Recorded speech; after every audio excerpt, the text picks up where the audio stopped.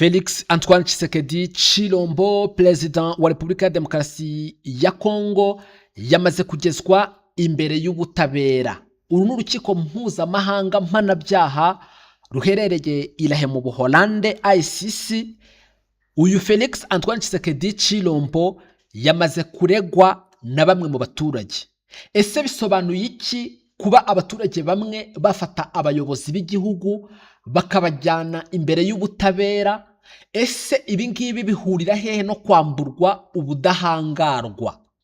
Iyi Repubulika ya Demokarasi ya Kongo ikomeje guhinduka isibaniro ry'ibibazo bikomeye, ndetse ababizi cyangwa se abahanga mu bya politiki bakomeza kuvuga ko ibi bibazo bishobora guhurira Repubulika ya Demokarasi ya Kongo kuba yazahura n'ingaruka zabyo by'igihe kirekire. M23 iri bwungukirite muri ibi birego byamaze gushinjwa bamwe mu bayobozi bakomeye muri Repubulika ya Demokarasi ya Kongo, yemwe na perezida ubwe. Ibi byose bikubiye muri amakuru twaguteguriye, ndetse n'amakuru akomeye cyane tugiye kuza tugarukaho. Nyaboneka niba ari ubwa mbere udusuye, turagusaba yuko udutera inkunga. Reba hano munsi y'aya makuru handitse ijambo like, ukande like, kuba ko iyo ukanze like ubemeshe ko iyi nkuru izagenda ikajya ku bantu batandukanye. Ariko kandi usangira natwe ijambo muri aya makuru, urebe hano munsi handitse commentaire, wandike igitekerezo cya message turushaho kujya tubana 5 kuri 5. Aya makuru yacu rero agezweho kuri aya manywa na makuru akomeye cyane yemeza uburyo abayobozi bo muri Repubulika ya Demokarasi ya Kongo bamaze gushyikirizwa urukiko mpuzamahanga, cyangwa se hamaze gutangwa ikirego kirega abayobozi bakomeye cyangwa se abayobozi bakuru muri Repubulika ya Demokarasi ya Kongo. Ninde muntu watanze iki kirego arega abayobozi ba Repubulika ya Demokarasi ya Kongo?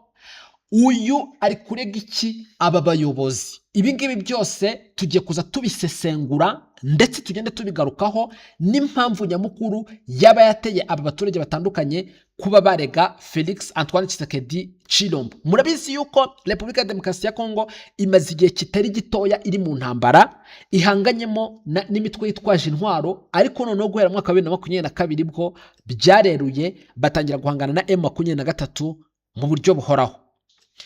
Abungana mu mategeko rero, itsinda ry'abanyekongo bavuga yuko bahohotewe, cyane cyane abakomoka mu cyahoze ari intara ya Katanga, bashyikirije urukiko mpuzamahanga mpanabyaha ICC cyangwa se CPI.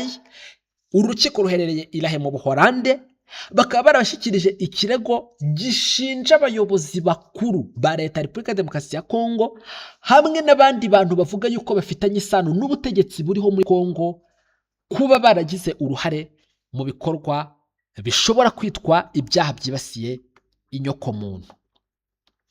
Kubera iki Felix Antoine Tshisekedi Tshilombo ari gushinjwa ko yakoze ibyaha byibasira inyokomuntu, kandi mu kwisobanura kwe agaragaza yuko ibikorwa byose yakoze by'intambara byerekeye ko yarwana na M23 ngo yararimo ahangana n'itsinda ry'abagizi ba nabi ngo bateye igihugu cye? Ibi biraza guhuriranira cyangwa se biraza kujyanwa n'umutego abacurabwenge ba M23 bakomeje kugenda batega ubutegetsi bw'Kinshasa, kugeza ubwo abatetsi b'Kinshasa bemeye kugwa muri uyu mutego, ndetse bawugwamo badafite uko bawikuramo. Ibi ngibi bihagaze gute? Mu bihe bitandukanye M23 yakomeje kugenda ihangana na guverinoma ya Kongo. Iyi M23 itangira urugamba yavuze ko ari abanyekongo bimwe uburenganzira bwabo nk'abanyekongo, ariko noneho bavuga yuko ikibahagurukije kurwana bobo na Kongo M23 twirwaneho ari uko bashaka kwirwanaho no kwicungura ku bitero bakorerwa na leta. Bavuga yuko iyi leta ikomeza kwica abaturage nkana, bityo ko iyi muvoma di 23 mars idafite gukomeza kurebera ubutegetsi buri kwica abaturage. Mu yandi magambo, intego ya M23 ubwayo ishyira mu kaga intambara, cyangwa se igaragaza yexposa uburyo ubutegetsi buriho muri Repubulika ya Demokarasi ya Kongo bwo butigeze buba ubutegetsi buzima, ahubwo bwakomeje kugenda bukora ibyaha wakwita byibasira inyokomuntu.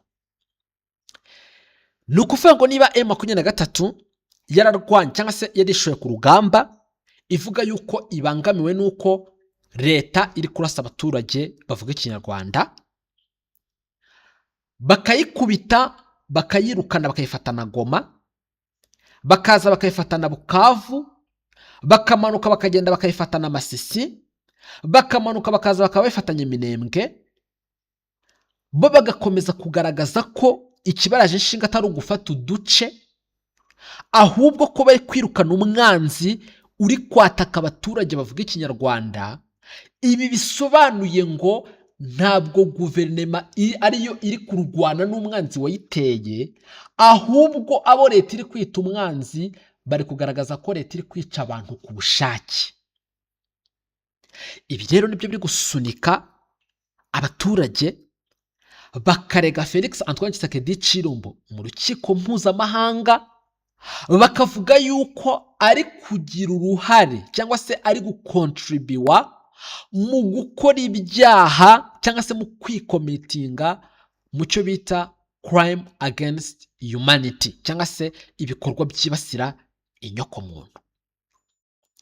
Iki kirego cyashyikirijwe ICC mu mpera z'icyumweru gishize.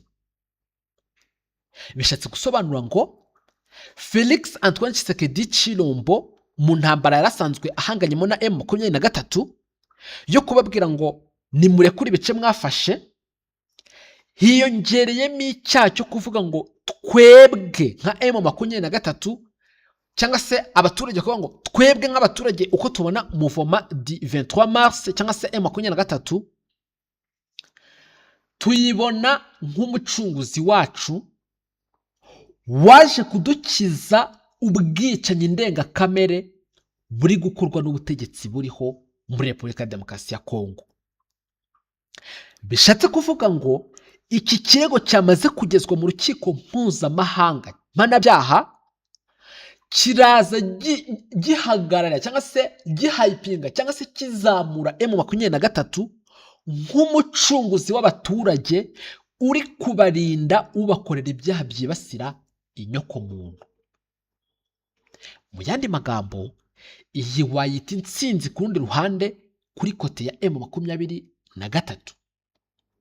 Felix Antoine Tshisekedi Tshilombo n'abambari be ntibafite uko bari bwikure muri iki kibazo, kubera ko niba basanzwe bavuga ko barimo barwanirira abaturage, noneho abaturage bakaba bafashe initiative yo gutwara ubuyobozi bw'igihugu muri ICC.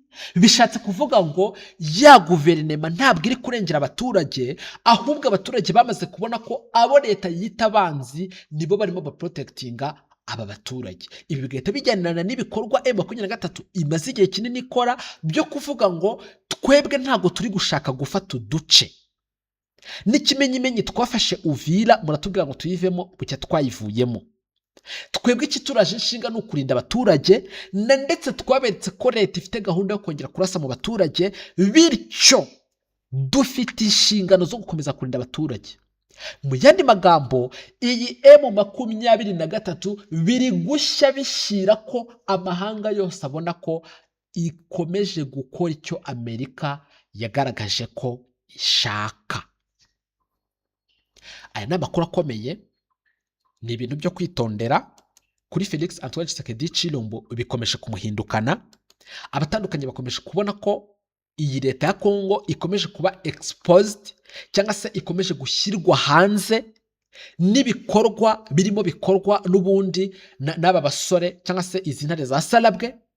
Ariko noneho bikagaragaza yuko abaturage bo mu bice M23 yagiye ifata ari abaturage bashima, n'abaturage bareba.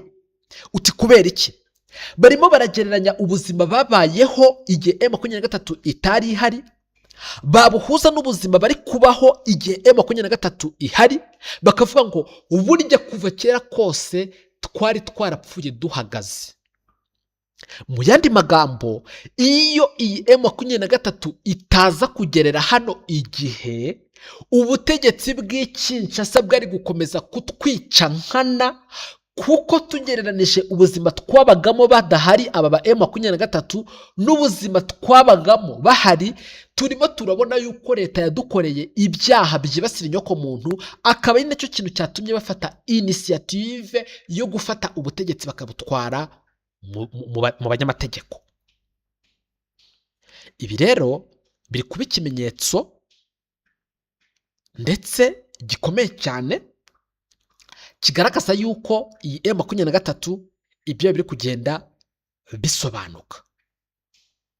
Iki kirego nk'uko nabikubwiye cyashyikirijwe ICC mu mpera z'icyumweru gishize, kikaba kirimo ibimenyetso n'ibirego bivuga ibikorwa by'urugomo n'ihohoterwa byabereye mu bice bitandukanye by'igihugu, bishobora kuba biri mu bubasha bw'urukiko mpuzamahanga.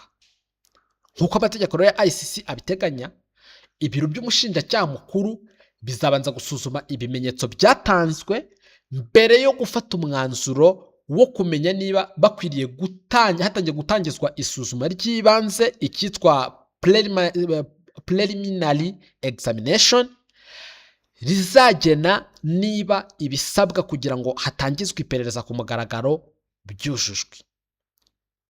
Abunganira abareze bavuga yuko bashingiye ku byaha byabaye mu bihe 11 bitandukanye, birimo imvururu zabereye muri gereza nkuru ya Makara i Kinshasa mu mwaka wa 2024, igihe habaga igerageza ryo gutoroka kwa bamwe mu bafungwa. Muri ibyo bikorwa havuzwemo abantu benshi basize ubuzima, mu gihe abandi bavuga yuko bagiye bakorerwa ihohotera. Ikirego kandi kivuga ku bundi bwicanyi n'ihohoterwa bivuga yuko byabereye mu mijyi ya Lubumbashi, Kolwezi no mu tundi duce two mu cyahoze ari intara ya Katanga, yemwe bikaniyongeraho yuko hakomeje kugenda habaho ibikorwa by'iyicarubozo byagiye bikorwa mbere yuko M23 icungura abaturage.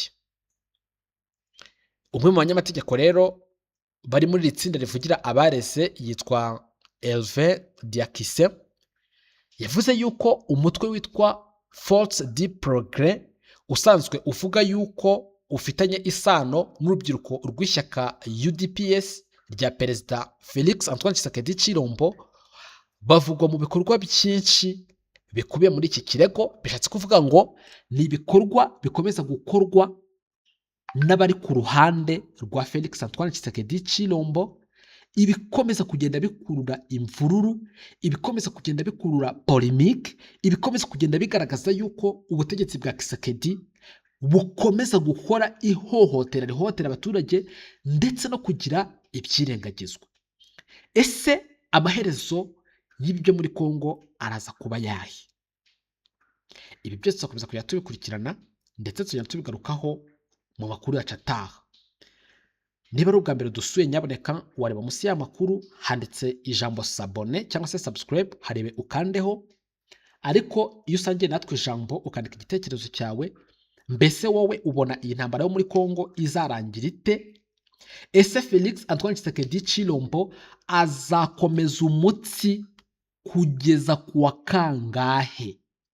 Ibi byose wareba hano munsi, nyaboneka tugasangira ijambo ndetse ukatubwira uko byumva. Ariko nyaboneka uze kwibuka gukanda like kugira ngo shibangire ko uzahorana natwe, ndetse uraza kwemesha ko uzahora uri nimero ya mbere mu kuzajya ubona ibiganiro n'amakuru tudahema gutegura no kugezaho umunsi ku munsi. Nimukomeze mugire amahoro nyagasani muri byose. Turabifuriza ko mwahaha ariko kandi mukaronka.